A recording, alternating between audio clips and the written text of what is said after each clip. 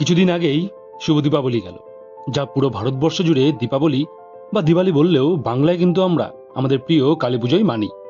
আর বাংলার কালী পুজোর কথা হলে সেখানে নৈহাটির বড়মার কথা হবে না তা হতেই পারে না, যেখানে ভক্ত ও ভগবান জাত পাত ধর্ম সব মিলেমিশে একাকার হয়ে যায়। কথায় আছে, বিশ্বাসে মিলায় বস্তু আর তর্কে বহুদূর। আর আমাদের বেঁচে থাকার জন্য বিশ্বাস যে ঠিক কতটা প্রয়োজন তা আমরা ভালো মতোই জানি, সে বিশ্বাস নিজের প্রতি হোক বা ঈশ্বরের প্রতি। সম্ভবত প্রায় 100 বছর আগে নৈহাটিতে ভবেশ চক্রবর্তী নামে এক ব্যক্তির হাত ধরেই বড়মার পুজো শুরু হয়। শোনা যায় সেই সময় তিনি নাকি বেকারত্বের জ্বালায় ভুগছিলেন, কোথাও কোনো চাকরি হচ্ছিল না তার। এমনই এক দুশ্চিন্তার রাতে স্বপ্নে মা কালী তাকে দর্শন দেন এবং মা তার হাত থেকে পুজো চান। অবিশ্বাস্যভাবে তার কিছুদিনের মধ্যেই তার চাকরি হয়ে যায়।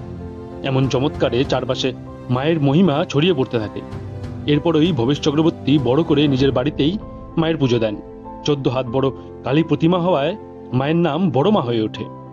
এরপর আস্তে আস্তে মায়ের মহিমা দূর দূর অব্দি ছড়িয়ে পড়ে। ভক্তরা ভিন ভিন রাজ্য ও বিদেশ থেকেও আসতে শুরু করে।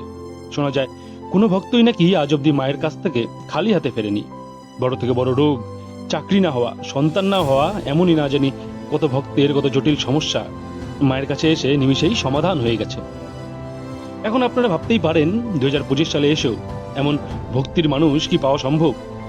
আমি বলবো হ্যাঁ, নইলে পুজোবার থেকে দূরে থাকা বিরাট কোহলি প্রতি ম্যাচে খেলতে নামার আগে পুজো দিতেন না, বা ফিল্ম রিলিজ হওয়ার আগেই সেলিব্রিটিরা মায়ের মন্দিরে যেতেন না।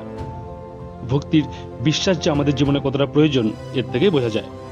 জয় বড়মা, ভালো থাকবেন। দেখা হচ্ছে আমাদের আবার পরের ভিডিওতে।